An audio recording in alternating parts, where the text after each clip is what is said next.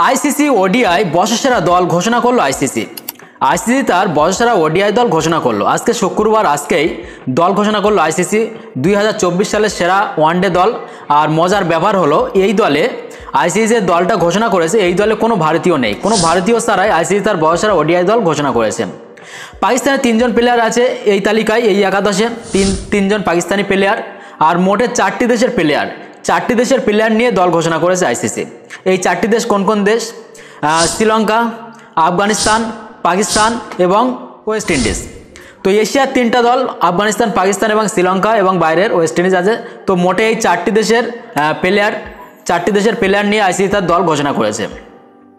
Australia, New Zealand, দক্ষিণ Africa, Bangladesh এই সব দেশের কোনো প্লেয়ারই নেই, 4টি দেশের প্লেয়ার নিয়ে ঘোষণা করেছে। যার মধ্যে শ্রীলঙ্কার 4 জন প্লেয়ার আছে। যে একাদশটা আইসিসি বানিয়েছে বর্ষসেরা ওডিআই দল, এই একাদশে শ্রীলঙ্কান আছে 4টি প্লেয়ার, শ্রীলঙ্কান প্লেয়ার, পাকিস্তানের 3 জন, আফগানিস্তানের 3 জন এবং ওয়েস্ট ইন্ডিজের 1 জন।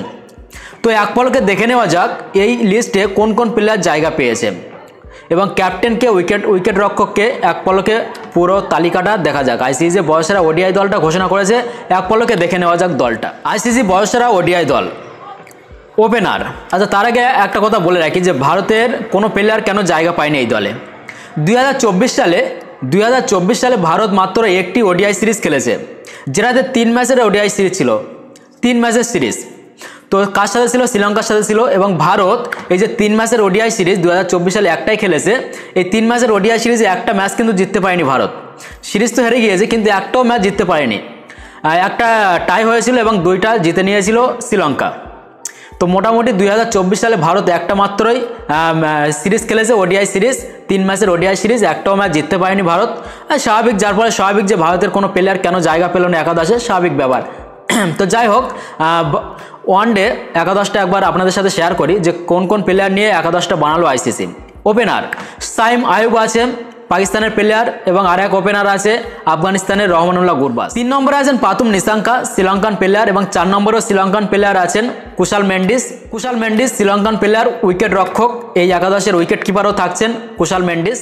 5 নম্বরে আছেন ক্যাপ্টেন, এই একাদশের যে ক্যাপ্টেন শ্রীলঙ্কান প্লেয়ার চরিত আসলঙ্কা আছেন শ্রীলঙ্কান প্লেয়ার এবং এই একাদশের ক্যাপ্টেনও করেছে আইসিসি, এই একাদশের ক্যাপ্টেন।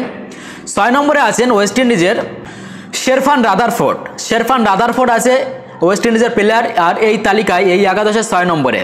7 নম্বরে আছেন আজমাতুল্লাহ অমরজাই, আফগানিস্তানের প্লেয়ার আজমাতুল্লাহ অমরজাই 7 নম্বরে আছেন। এবং 8 নম্বরে আছেন শ্রীলঙ্কান প্লেয়ার ওয়ানিন্দু হাসারাঙ্গা আছেন 8 নম্বরে। এবং 9 নম্বরে আছেন শাহিন আফ্রিদি, পাকিস্তানের শাহিন আফ্রিদি আছেন 9 নম্বরে। 10 নম্বরেও পাকিস্তানের প্লেয়ার হ্যারিস রৌফ 10 নম্বরে। এবং 11 নম্বরে যিনি আছেন আল্লাহ গাজানফার, আফগানিস্তানের প্লেয়ার আল্লাহ গাজানফার এই একাদশের 11 নম্বরে আছেন। তো বন্ধুরা, আইসিসি যে একাদশটা ঘোষণা করলো আইসিসি বর্ষসেরা ওডিআই দল 2024 সালের, তো এই একাদশটা আপনার কেমন লেগেছে কমেন্টে অবশ্যই আপনার মতামত জানাবেন, বা এই একাদশে আপনি কাকে পরিবর্তন করতে চাইবেন, আপনার কি মতামত, কোন প্লেয়ারকে পরিবর্তন করা দরকার, কোন প্লেয়ারের পরিবর্তে কাকে নিয়ে আসতে চান, কমেন্টে অবশ্যই জানাবেন। ধন্যবাদ সবাইকে।